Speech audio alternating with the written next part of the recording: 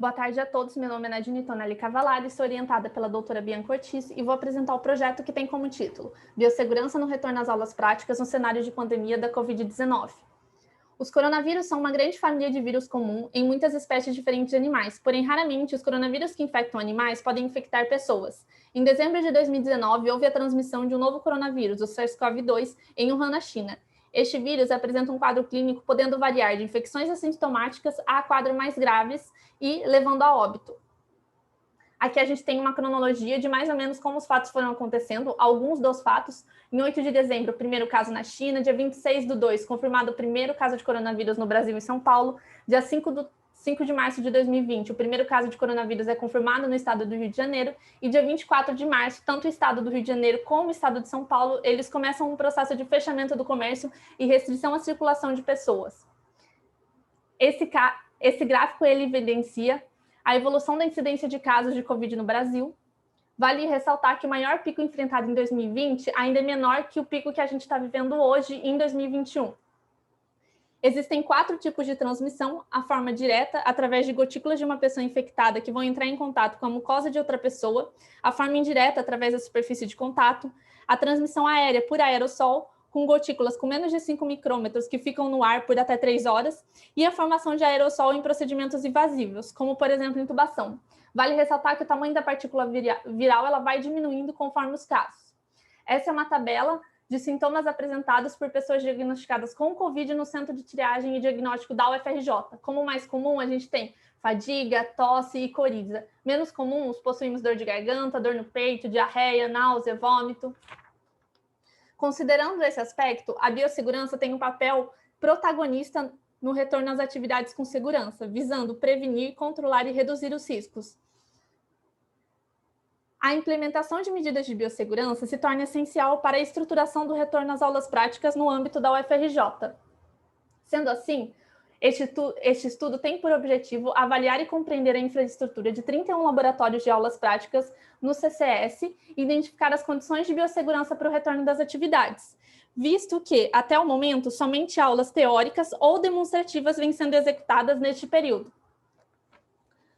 Dessa forma, até o momento, foram avaliados detalhadamente 31 relatórios e 22 mapas de risco dos laboratórios do CCS, e foram relacionados com as não conformidades presentes nos relatórios dos laboratórios com as normas reguladoras.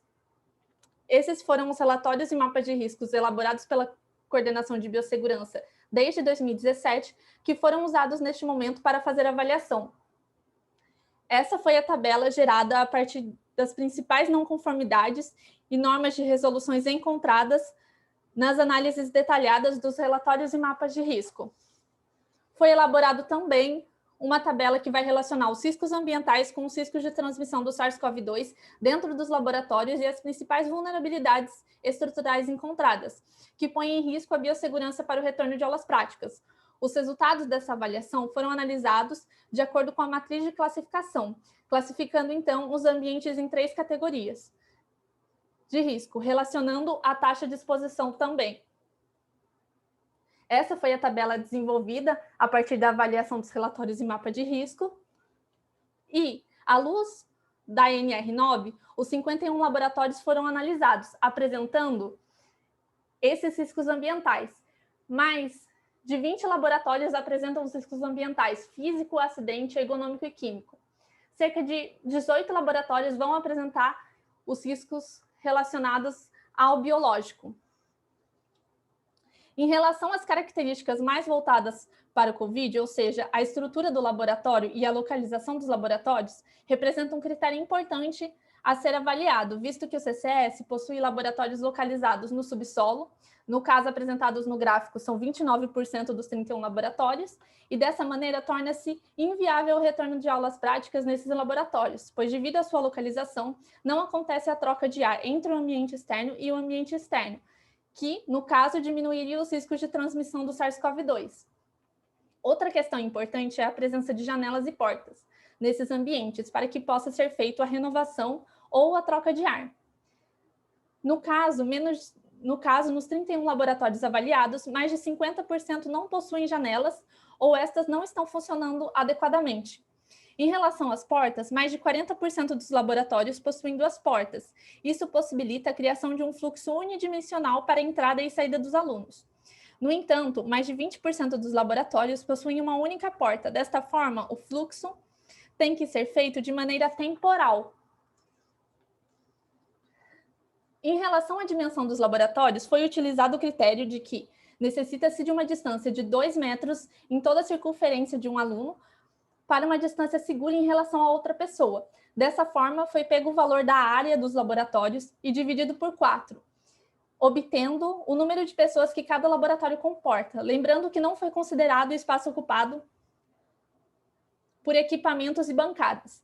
Dessa forma, mais de 40% dos laboratórios comportam entre 10 e 20 pessoas, e menos de 10% comportam entre 30 e 40 pessoas. Esses dados não podem ser analisados isoladamente, porque ele faz parte de um conjunto de análises estruturais que vai unir a dimensão, a ventilação e o uso de EPIs.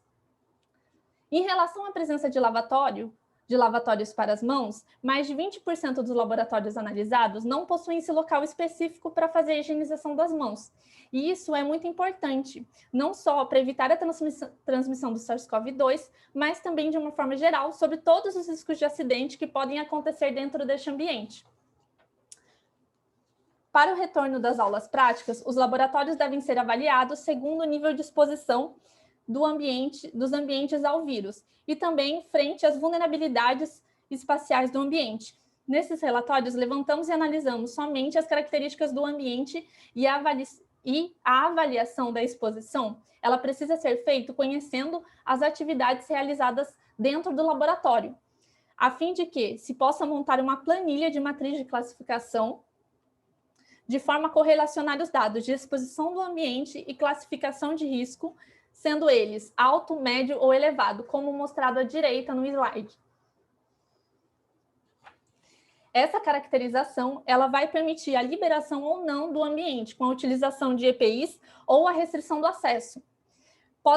Serão classificados em ambientes vermelhos, em que não é autorizado o retorno sem uma avaliação multiprofissional, ambiente amarelo, em que é liberado o retorno com a adoção de medidas de biossegurança presentes no Guia de Biossegurança da UFRJ e o uso de EPIs, e ambiente verde, em que vai ser liberado o retorno às aulas práticas, porém ainda devem ser respeitadas as orientações do Guia de Biossegurança e realizar o monitoramento do prédio. Em relação à sinalização, esses ambientes devem ser identificados pela sinalização da porta, podendo ser verde para baixo risco, vermelho para alto risco e amarelo para médio risco. Dessa forma, nessas etiquetas devem estar presentes a cor da sala determinada pela classificação de risco, as medidas de biossegurança, distanciamento de 2 metros, o uso de EPI e o álcool em gel, e o número máximo de pessoas permitidos pela lotação da sala. Tudo isso que foi apresentado tem como base o Guia de Biossegurança da UFRJ, desenvolvido pela professora Bianca Ortiz e a Coordenação de Biossegurança. Para concluir, gostaria de evidenciar que, para o retorno seguro do ambiente de aulas práticas, as unidades devem apresentar a realização de avaliação criteriosa de todos os ambientes de aulas práticas, a implementação de medidas de biossegurança para mitigação de riscos e transmissão do SARS-CoV-2, a divulgação das normas de biossegurança local, adequar as recomendações de acordo com os procedimentos realizados, a amplificação das estratégias de controle de monitoramento, inserir toda a comunidade na implementação das normas. Como perspectivas, esse projeto pretende ainda avaliar a área de paramentação e desparamentação, a área de descarte, o uso do ar-condicionado, tanto de janela ou split pelos laboratórios, as janelas que abrem para o lado externo ou lado interno, quais as práticas realizadas dentro dos laboratórios e qual o tipo de procedimento que será realizado dentro dos laboratórios durante as aulas práticas. Gostaria de agradecer a todos pela presença e a professora Bianca Ortiz. Muito obrigada.